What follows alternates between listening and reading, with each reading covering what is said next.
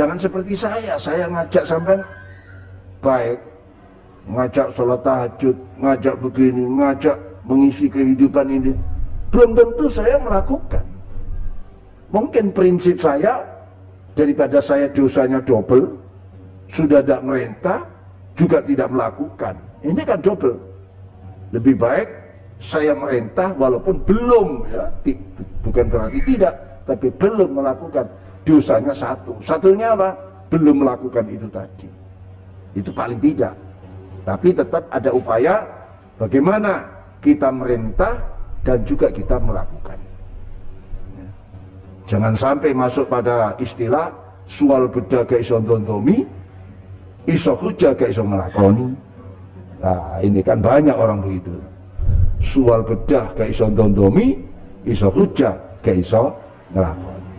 Ini nanti perlu diviralkan. Jadi ketemu soal bedah. Kalau ada orang yang sukanya bicara saja, omdo, apa omdo itu? Omong doang. Omdo, omong doang, itu sebut, soal bedah lah gitu ya. Soal bedah. Jadi seperti itu. Lalu dawuhnya Imam Ibnu Sakandari radhiyallahu anhu yang lain yang disampaikan pada para santri-santri beliau menyatakan, ini tingkat tinggi loh ini ya. Beliau mengklasifikasi, membagi manusia itu ada 3 kelompok. An-nasu fi wurudil minan ala thalathati aqsam, yang baru saya bacanya. Manusia di hadapan nikmat anugerah Allah terbagi menjadi 3 kelompok. Yang pertama, farakhun bil minan la min haitsu muhdiha wa munsiha walakin biwujudi mut'atihi fiha fahata minal ghafilin. Satu kelompok, mudah-mudahan yang hati tidak masuk, mama ada 1, 2, 3, 4, 5, 6, 9, 10, 15, saya tak tahu, tapi insya Allah tidak ada lah, ada ya. Satu kelompok, mereka itu sukacita dengan ada anugerah Allah, dengan nikmat, bahkan dicari-cari nikmat itu, bahkan siang malam dia itu membanting tulang, memeras keringat ya, membanting tulang, ini hanya ingin mencari nikmat itu, sehingga timbul rasa khirsun, ngongso, ngoyo, sampai ngeromos, ya, nyonyo, wis apalah itu, ya, pokoknya dapat, sampai seperti itu. Nah, ini kelompok yang pertama. Kalau sampai nyonyo, ngeromos, ya, tidak peduli bal kedubal, bah bantal, bah kadal, bah sandal, bah geragal, si penting ke untal. Lah, ini kelompok yang pertama ini, yaitu kelompok yang farakhun bil minan la min haitsu muhdiha wa munsiha. Yang dilihat hanya nikmatnya saja, ya. Yang dinikmat, besok apa kesenangan saya, besok apa menu makanan saya yang enak dan nikmat, begitu yang dipikirkan. Ketemu teman, saling tanya, ada resep baru enggak? Jadi tanyakan resep baru, ya. Jadi ketemu apa itu, pokoknya urusan perut, urusan kesenangan. Ini termasuk kelompok-kelompok yang pertama ini. Dia akan gembira biwujudi mut'atihi fiha, hanya kalau dia bisa senang, bisa nyaman, bisa nikmat. Mungkin contoh yang mudah, kalau di TV itu ada ini, apa acara-acara itu loh, acara apa itu? Pokoknya lapar terus itu loh. Kuliner. Wah, itu apapun sudah. Makanya tata keramanya sudah tidak dibagi. Bukan sendok ini, 5 jari ini nerekam, masuk semua. Masuk semua. Sudah tata krama, tata cara kita sudah ada dipakai. Loh gitu kok, kita ini kok istiqomah. Kita itu kok sabar nunggu lihat orang seperti itu. Istiqomah. Nah ini, jadi wujud kesenangan itu tidak ada lain. Maka dia dikelompokkan pada minal ghafilin sini, jangan dianggap orang yang lupa pada Allah saja. Di dalam ghafilin ini bahkan secara nyata jelas syarih Imam Abdullah As-Sarqawi menyatakan sabihun bil bahaim. Ghafilin ini persislah dengan rumangkang, Rajokoyo, hidupnya hanya makan, minum, tidur, kawin, makan, minum, tidur, kawin, hanya itu saja. Tidak pernah lepas daripada seperti itu. Lah manusia seperti itu kan seperti itu hidupnya, ya, hidupnya seperti itu. Sampai-sampai ada seorang ulama Ibnul Banna mensyairkan, wa'lam bi anna usbatal juhali bahaimu fi suratir rijali. Ketahuilah bahwa ada kelompok-kelompok orang bodoh, kelompok-kelompok orang goblok. Itu adalah sebetulnya binatang dia itu. Kenapa? Ya binatang yang pakai dasi, binatang yang pakai jas, binatang yang pakai dasi, pakai sarung, pakai sepatu yang mahal-mahal. Loh, dia kan manusia, fisiknya manusia, ya. Apa itu namanya? Casingnya itu manusia, tapi isinya adalah binatang dia itu. Kenapa? Karena hanya mengejar nikmat, mengejar kenikmatan anugerah tanpa dia mengingat siapa yang memberikan anugerah itu. Kalau kita tidak usah jauh-jauh tengok kanan dan kiri, di sekitar diri kita ini triliunan anugerah Allah yang sampai sekarang tidak ada satupun manusia yang bisa ngembari kebutuhan oksigen yang kita butuhkan.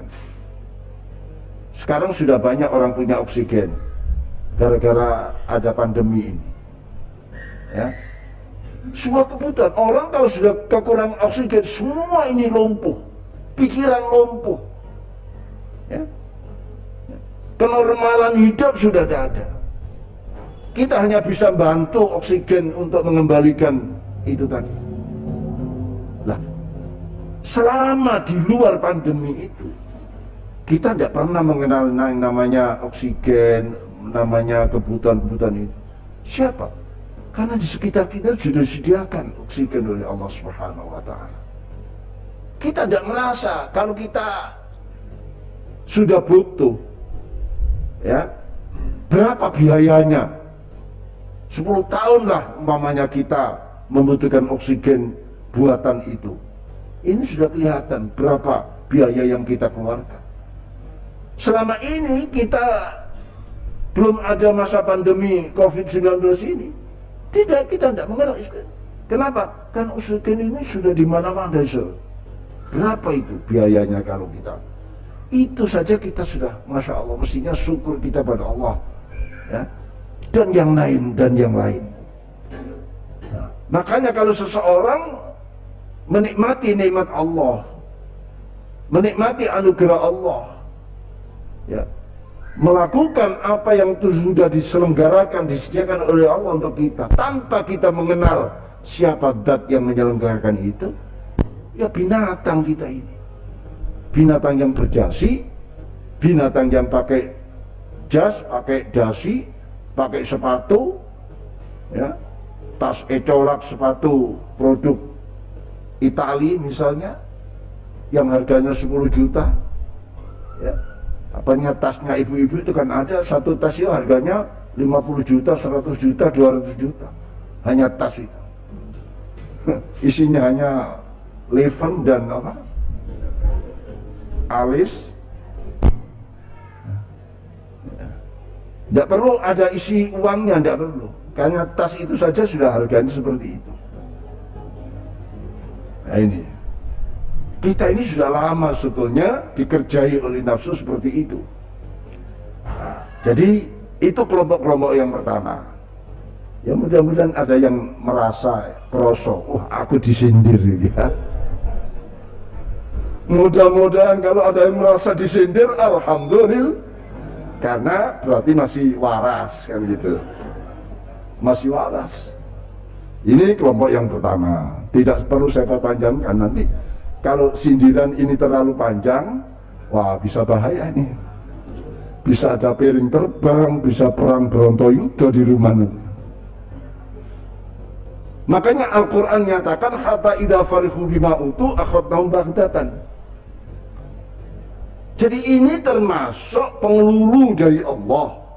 Mereka yang lupa merasakan nikmat sekian, merasakan sudahlah anugerah yang bertumpuk-tumpuk itu, sampai dia ngitung berapa kekayaannya, aset sulit. Ada satu orang yang aset kekayaannya melebihi daripada 51 kekayaan bangsa Indonesia, itu ada. Saya kemarin di Jakarta sempat diampirkan, hanya karena dia berkali-kali mengajak saya, dia akhirnya orang baik, tidak ada kepentingan apa-apa, saya turuti. Masuk saja ada penjualan, ternyata rumahnya itu dibangun di atas 4 hektar. 4 hektar itu untuk rumah saja, dan sekitarnya itu pohon-pohon yang mendatangkan dari luar negeri. Nah di Surabaya cari ya yang ada rumah berhimpit-himpit, yang kelasnya SSSS, ya ruang tamunya, ruang tidurnya, dapurnya, ya itu, itu. Saya hanya sekadar menghormati saja, ingin tahu sampai di mana dia kepeduliannya. Ternyata ada kepedulian juga, dia bangun sekolah, bangun ini, sering ini, sering ini. Ya lumayanlah kalau ada kepedulian seperti itu. Nah, orang-orang yang tidak punya kepedulian, hatta idza farihu bima utu akhadnahum baghtatan. Makin sukses, perusahaannya makin bertambah, kekayaannya terus bertambah, sehingga dia merasa aman, tidak ada orang seperti dia. Sampai pada puncaknya Allah memberikan sanksinya, jatuhlah dia dari ketinggian yang begitu tinggi, jatuhnya sangat sakit sekali. Inna akhdahu ya akhda azizin muqtadir. Allah kalau sudah menyiksa, memberikan sanksi, jangan ditanyakan seberapa sakitnya, parahnya sanksi itu yang akan dirasakan. Dia jatuh, sudah tidak bisa bangun lagi. Nah, ini kelompok pertama seperti ini.